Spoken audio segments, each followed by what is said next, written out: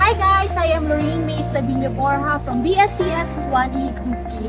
For today's video, we will be having an information about Republic Act No. 11188. Sa pagsunod ng Republic Act 11188, natutulungan natin maprotektahan ang mga bata at bigyan sila ng pagkakataong lumaki ng ligtas at may pag-asa.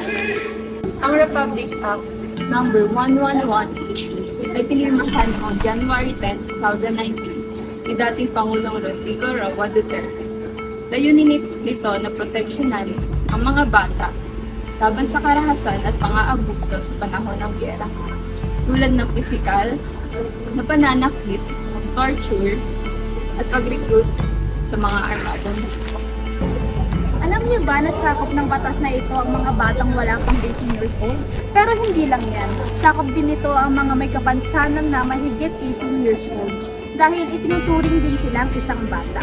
Dahil naapektuhan ang kakayahan nilang ipagtanggol ang sarili laban sa pang-aabuso at panganib. Pinapahayag ng RA 11188 na ang mga bata ay zone of peace dahil ang buhay, kapanganan, kaligtasan ng bata ay dapat protektahan. Bakit importante ang Republic Act No. 11188? Importante ito kasi ito ay nagbibigay ng protection sa mga bata laban sa lahat ng uri ng abuso, violence, neglect, and discrimination.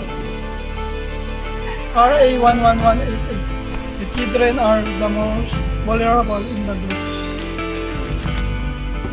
Marami sa kanila ang napilitang lumitas at nahiwalay sa kanilang pamilya. Ang mas malala pa rito, namatayan sila ng mga mahal sa buhay at nakaranas sila ng human rights abuses. Halimbawa, isang bata ay hindi nakapag-enjoy ang kanyang pagkabata dahil sa giyera.